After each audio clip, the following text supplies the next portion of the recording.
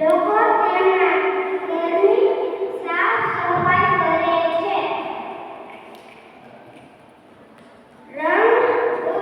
રંગરોગણ કરે છે.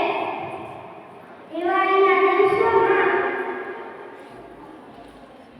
દુકાનો અને મકાનો પર રાતે રોશની કરવામાં આવે છે.